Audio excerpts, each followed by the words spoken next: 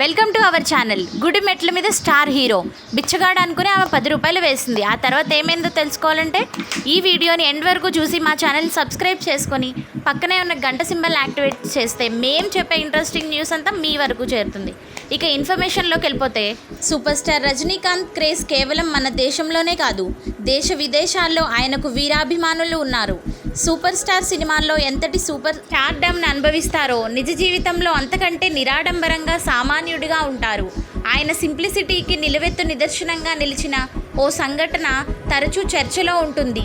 ఇది ఆయన వ్యక్తిత్వంలోనే గొప్పతనాన్ని, వినయాన్ని చాటి చెప్తుంది. ఒకసారి రజనీకాంత్ తన శివాజీ సినిమా బాక్సాఫీస్ వద్ద విజయం సాధించిన తర్వాత హిమాలయాలకు వెళ్ళడం లేదా గుళ్ళకు వెళ్ళడం అలవాటు ప్రకారం ఓ దేవాలయాన్ని సందర్శించాలని అనుకున్నారు. అయితే ఆయన సూపర్ స్టార్గా కాకుండా సాధారణ భక్తుడిగా వెళ్ళాలని నిర్ణయించుకున్నారు.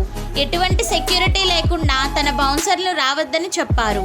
తెల్లటి పంచా చొక్కా ధరించి ఒంటరిగా ఆలయానికి వెళ్ళారు.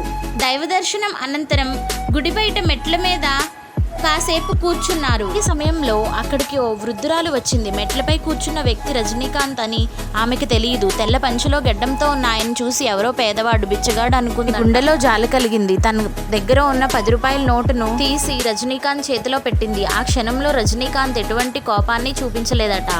ఆ మహిళ ఇచ్చిన 10 రూపాయల్ని ఎంతో ప్రేమగా చిన్న నవ్వుతో 2 చేతులతో స్వీకరించారు. ఆ తర్వాత రజనీకాంత్ మెట్లపై నుంచి లేచి తన కారు వైపు నడిచారు. ఆయన కోసం ఎదురు చూస్తున్న లగ్జరీ కార్, దాని వద్ద ఉన్న సెక్యూరిటీ సిబ్బంది, చుట్టూ గుమిగూడిన ప్రజలను చూసి ఆ వృద్ధురాలు ఒకసారిగా షాక్ అయింది. తాను బిచ్చగాడు అనుకుని 10 రూపాయలు ఇచ్చింది సాక్షాత్ సూపర్ స్టార్ రజనీకాంత్కి అని ఆమెకు అర్థమైంది.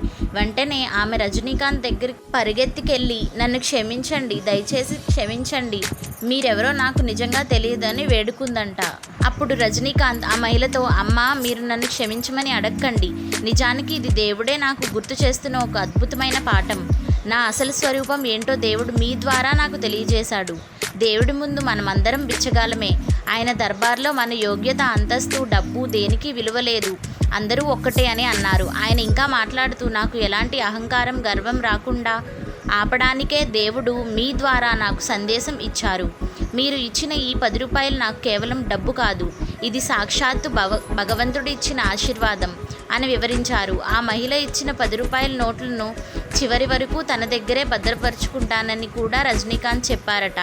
ఇప్పటికీ ఆ 10 రూపాయల నోటు రజనీకాంత్ దగ్గరే ఓ పవిత్రమైన జ్ఞాపకంగా ఉందని అంటున్నారు. ఇలాంటి ఫ్యాక్ట్స్, త్వరిత సమాచారం, ఆసక్తికరమైన విషయాలు, అద్భుతమైన విషయాలు, ప్రపంచ విశేషాలు కోసం తెలుగు ఫ్యాక్ట్స్ వైర్ ఛానల్ని సబ్స్క్రైబ్ చేసుకోండి.